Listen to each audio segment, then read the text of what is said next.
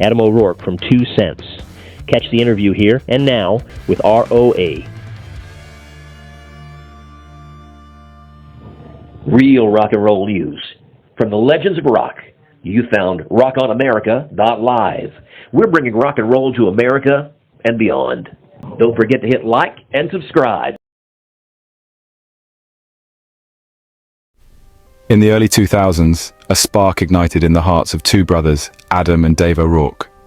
Their mutual passion for metal and punk bands led to a band, 2 Cents. This love for music was not just a casual pastime for the O'Rourke brothers, it was a drive, a shared passion that culminated in something audible. And so, 2 Cents was born. The band's journey began with their first album, Victims of Pop Culture, in 2003. It embodied their shared musical influences. Victims of Pop Culture was more than just an assortment of tracks. It was an album that showcased a unique sound. The journey of 2 Cents from the formation to the release of their first album was a roller coaster ride. Their shared love for metal and punk music, the glue that held them together. Victims of Pop Culture was profound. It established 2 Cents in the music industry. 2 Cents is a testament to the metal and punk fans worldwide. Rock on America magazines. Mark Lewis interview with Adam O'Rourke of 2 Cents next.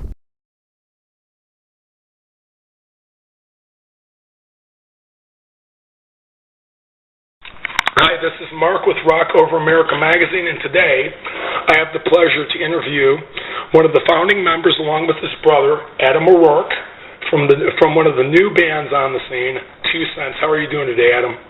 I'm doing wonderful, brother. Doing wonderful indeed. Good deal. We just covered you guys down here, and I wasn't able to be at the showing portion, but I understand you guys are just kicking major ass all over the place. Yeah, Brian, it's the whole past 7 weeks of our life has been a complete roller coaster ride of awesomeness, you know. Cool. And to go out there with Korn and open up for them, it's been an amazing experience. Cool. Well, we have a limited time here today because I know you guys are on a real heavy schedule, and you guys are getting to do the insane thing. You don't get to stay home. You're going to hit 2 more tours here real quick, so we'll do this as quickly as I can. First question I'd like to ask is, who are your musical influences, and who or what made you realize that you wanted to be a drummer and this is what you wanted to do for life? Well, the minute I realized I wanted to be a drummer is when I saw Animal from the Muppets when I was a really little kid. Really?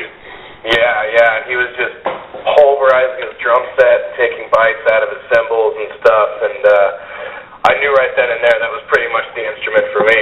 So actually my first drum set ever was a Muppet Babies drum set when I was 4 years old. My parents set it all up for me and gave it to me on Christmas, and I went and I took a hammer and I smashed it to pieces because I thought that's what you're supposed to do.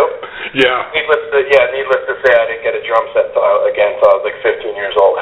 God, yeah. Do you have any? And then my musical influences, without a doubt, would be Pantera, would be one of them. Actually, Pantera is like my Beatles. They're like my favorite band of all. So Vinnie Paul's one of your big influences, then? Absolutely. Vinnie Paul is the first human drummer. It goes Animal from the Muppets, then Vinnie Paul. Okay, let me ask you a question, because I have done some interviews before, and I do get this sometimes. And let me ask you this question. Is anybody like Buddy Rich, or a lot of drummers say that Buddy Rich is kind of the end-all, be-all, John Bonham, Jason Bonham, maybe like that too, or? Keith Moon.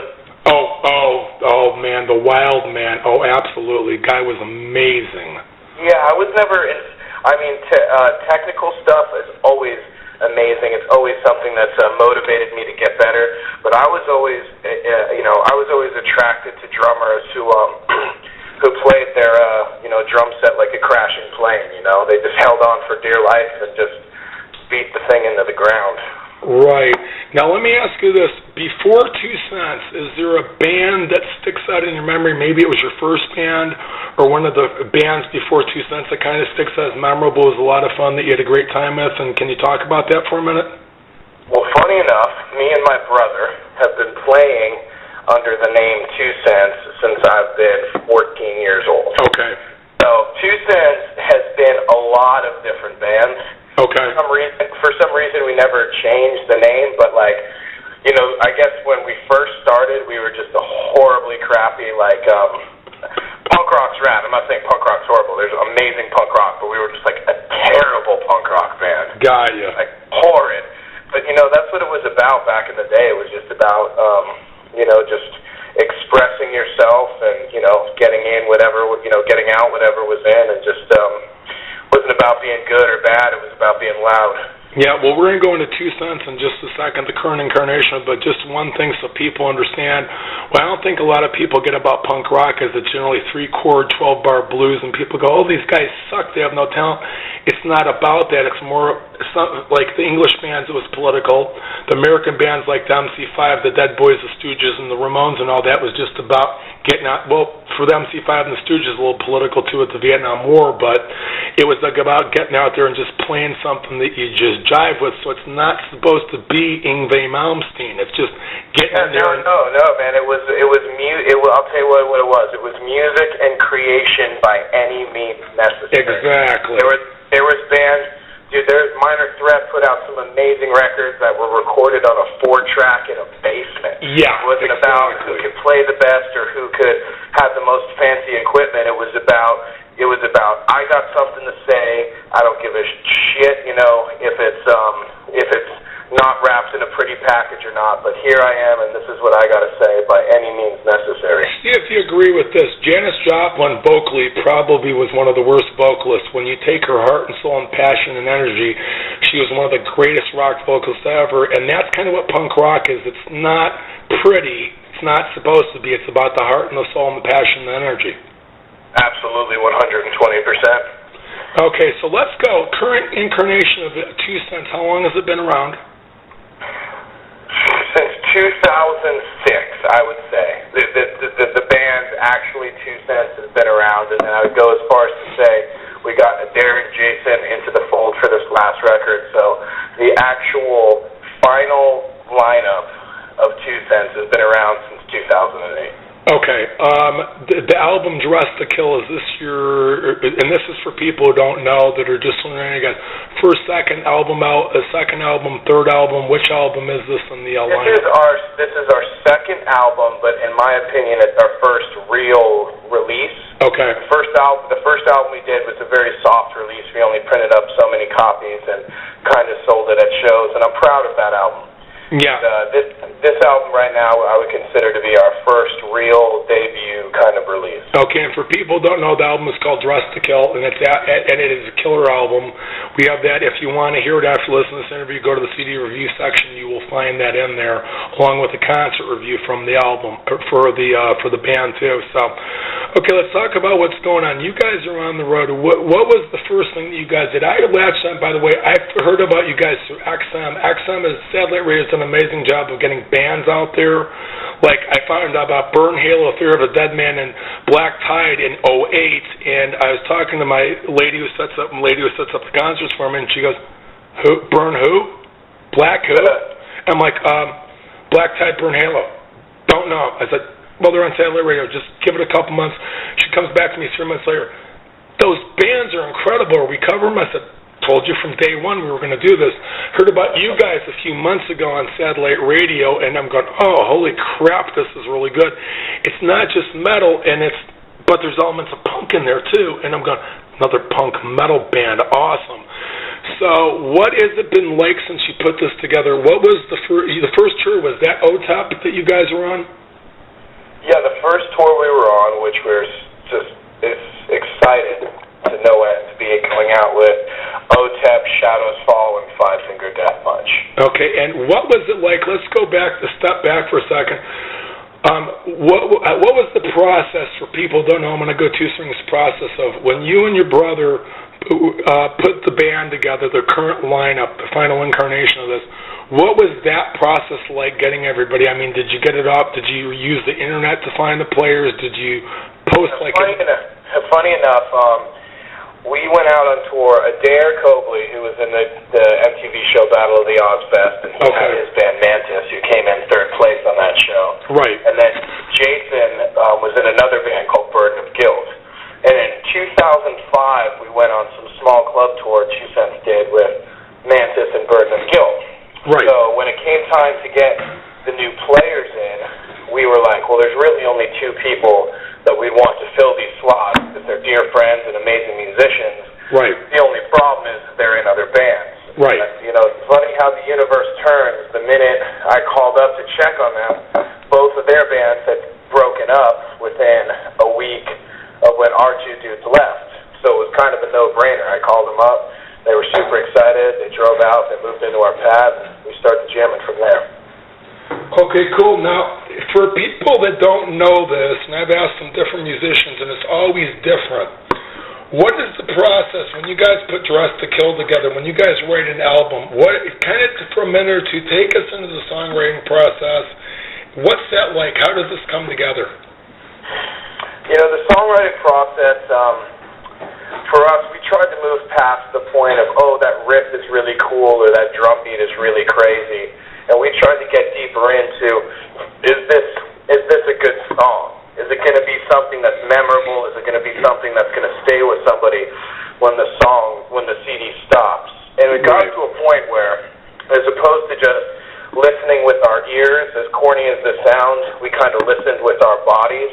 Okay. We kind of were like, is that electric? I know for a guitar player and a drummer, like certain times, to other musicians out there, you'll be writing a song and you'll be like, wow, that riff is really good. But the reason you like that riff is because it's doing some technical thing that kind of you just mastered. Right. And I've been guilty of that with the drums a million times. Like, listen to this crazy drum beat. But at the end of the day, it's serving the purpose of the song.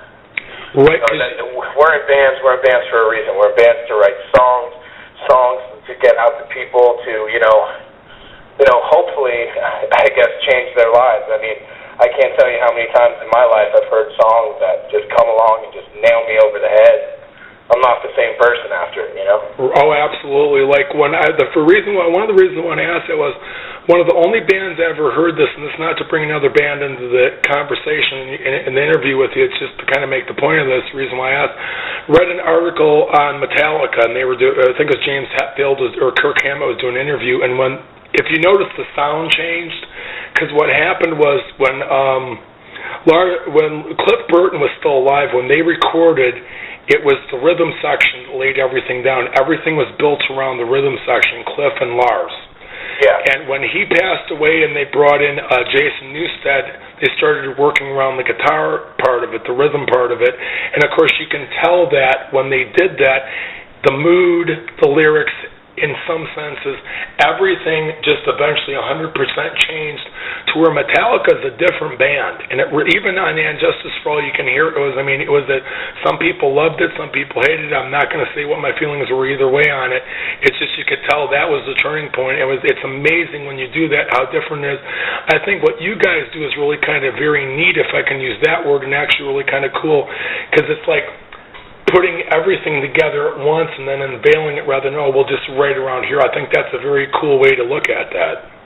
Yeah. I appreciate that. Oh, no problem. How did you guys get hooked up with Korn? Dude, it was, it's kind of a stars aligning type thing. We were going to submit ourselves for that tour anyway. Yeah. But Jonathan Davis wound up moving for the last summer. He wound up, I guess it was more of the fall, whatever, inconsequential detail. Jonathan Davis lived maybe 5 minutes away from us. Okay. And him and his kids used to go into this clothing store that our guitar player Adair makes clothes at. Right. So he actually got to hang out and talk with Adair a couple times, and his kids really loved Adair. So he was like friends with Adair, and Adair had mentioned that he was in a band, 2 Cents, yada yada yada. Flash forward to a couple weeks later when they're going through, submissions for who's going to open with them. He sees the name 2 Cents. He's like, that's Adair's band. Let me check it out. Threw the CD in the player. Really, really, really liked it. So he was like, look, these guys are going. So it's kind of Adair getting our foot in the door and then him enjoying our music. Oh, cool. Let me ask you this question. Because you guys have basically, you haven't headlined per se yet, where you're taking a bunch of bands on tour, and I think very shortly you guys are going to be there. There's something different. A lot of the new bands, I'm sure you know this, 80s metal, every decade except for the 80s, 70s was a bit disjointed and weird, but a lot of great bands came up. After the grunge went out, and you can say what you want about that, things got very disjointed musically for years. until about like 2008. Really, we started seeing semblance of, wow, there's a guitar solo back in there. There's melody back. Things started changing a little bit. And it's a little bit different now, but when did you guys really, kind of saying that, to kind of look at things, music's changed a lot. You guys are here in a good time, so that's why I think that you guys are going to blow up so quickly. You guys are here, right place, right time. Thank God you're here, kind of the new wave of this. Looking back on everything, what you guys have done, how long you've been playing for everything, when did you realize, even though, like I said, you're not the headliner yet, but I really believe maybe in a year you guys will be there. You guys are so solid. But for success, what was the point that you realized? Was it a song on the radio? Was it the fact that you guys just got the band lined up and you knew something? Was it the OTEP tour? Was it like, oh my God? I'll tell you, when it really starts to sink in, and I'll say this, when it really will sink into me is the day I can move out of my mom's house, and I'll consider myself truly successful. Okay. But a big moment for me was this last tour, in the Korn tour, when our huge bus came to pick us up. Yeah. This tour bus rolled in. It was the first time in our life we had our own bus.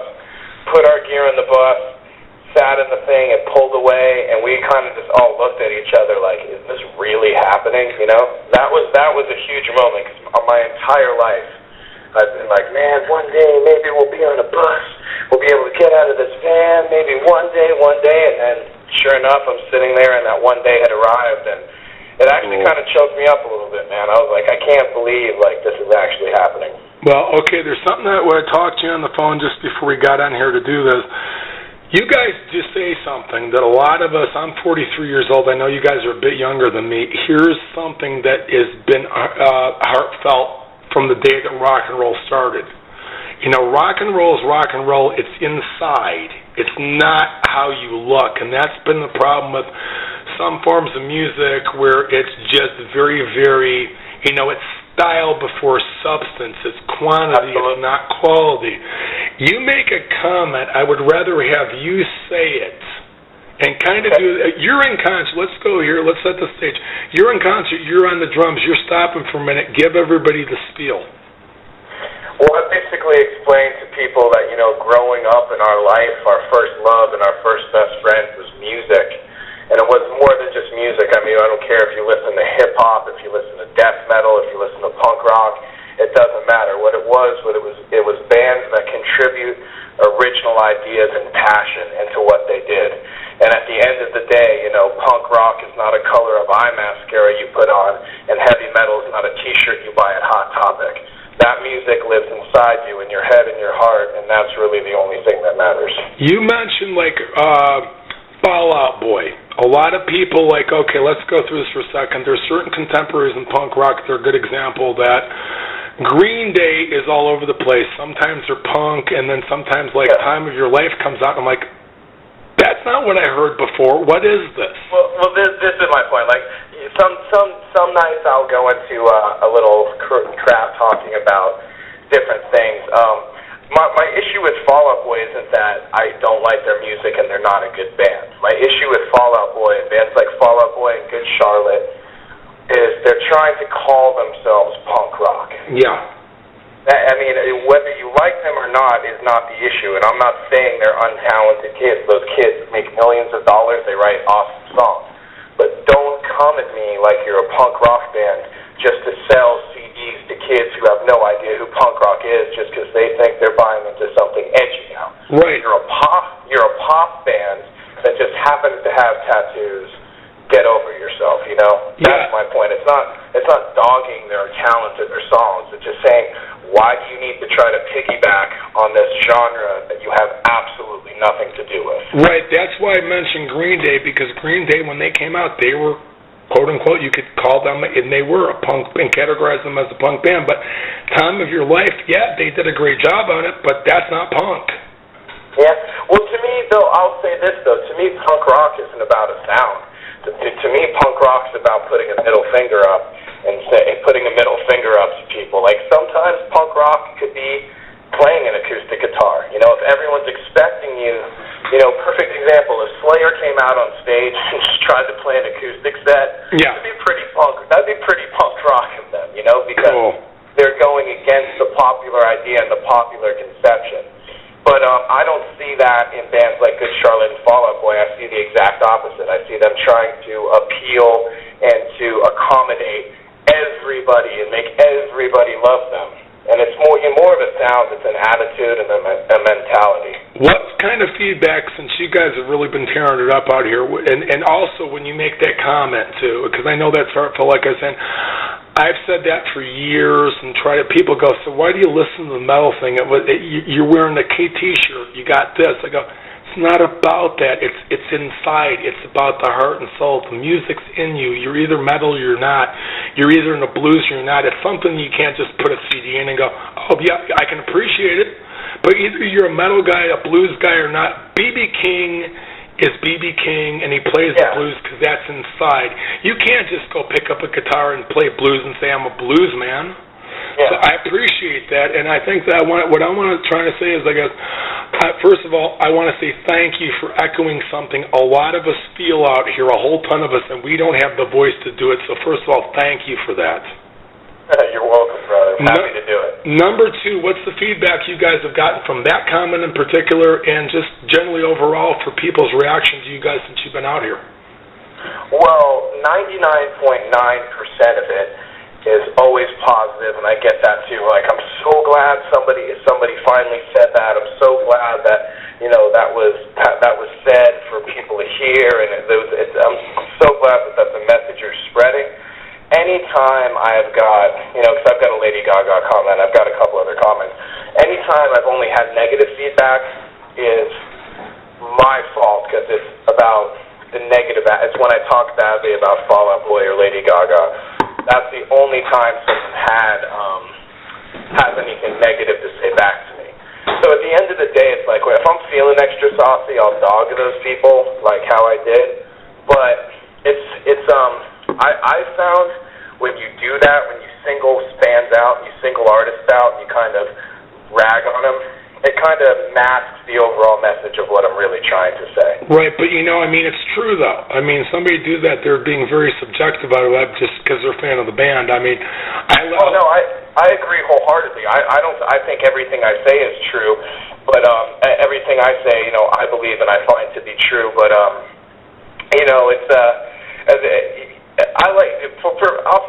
not going to stop doing it, but no. I just found that when I kind of leave those parts out, there's a dude.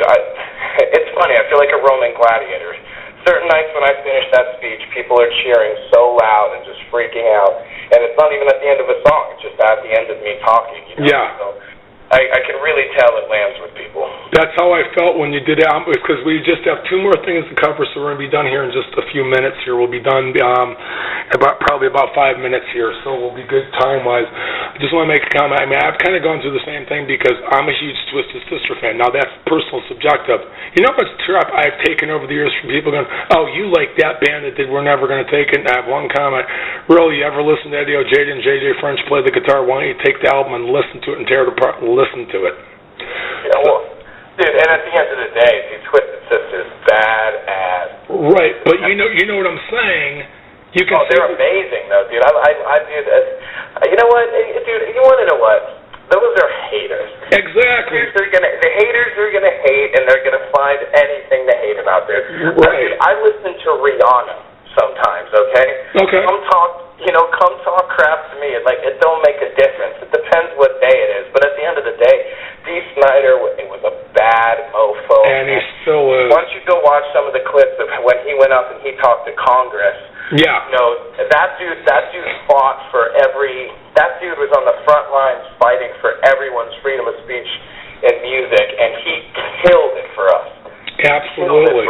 But the reason I brought that up was because if somebody's giving you crap because you said something about Fall Out Boy, they're being subjective and not looking at the sum whole. That's what I was saying about Twisted Sister. It's kind of the same thing. They're being subjective. They're not looking objectively at what you say. Because you can say that about Twisted Sister. You have a valid point. Okay, so yeah, maybe you consider the song cheesy. I can handle that. Doesn't change my opinion. That's your opinion. But look at the sum whole. So let's go into this now. I want to ask you a quick side note because we're going to go into this because I want you to promote My Face Facebook, MySpace, Facebook, Twitter, the whole 9 yards. And how is technology helping you guys? Because this is a new thing as opposed like Led Zeppelin back in the day didn't have that. Even Twisted Sister didn't. How does the internet help you guys to get the word out? Well, I'll tell you this. It helps us keep a personal touch with our fans because anything that's written or submitted to us, we answer personally. We read every piece of mail we get. And, it might take us a while, but it gets done. And at the end of the day, when you do that and you reach back out to kids, they're pretty blown away that you took the time to do that. And, it's more like this, too. It's like if you're at somebody's house and they're, you're in a band, or, you like that band 2 Cents, let me hear them. It's not, let me run around, try to find the CD, I didn't leave it, I left it at my house. It's basically like, you got a computer? If you have a computer, I can show you videos, maybe let you look at pictures, listen to songs. So it's really helped out an enormous amount. Cool deal. Now, I want this, and I have one last thing, give you a couple minutes to say anything you want to anybody, the fans, family, whole 9 yards. But just before that, I want you to promote MySpace, Facebook, Twitter. I've started doing this recently in interviews. It's my way to kind of give back to the band to help them out. Also, talk about the new tour very briefly, who you're going on the road with, because I just saw September 16th you're going to be here in Vegas with the Black Label Society. So take a second with that, talk about the websites, and if you have a new album in the works or coming up, please mention that too. Awesome. Well, everybody, you can find us online at 2, that is the number 2, CENTS music.com, 2centsmusic.com. And from that page, it will connect you to our MySpace, our Facebook, our Twitter accounts. You can find all kinds of crazy, funny live footage. You can find some really crazy live footage. We edit together tour videos and post them up at the end of every tour. You guys definitely get a kick out of that. And as of right now, man, we're just trying to promote our record. Dress to Kill came out April 20th. And, look for us on the road. We'll try to be slamming those songs in your face sometime soon. Who's the next when you get back on the road here? Because I understand you guys just got home. Who'd you go out on the road with next?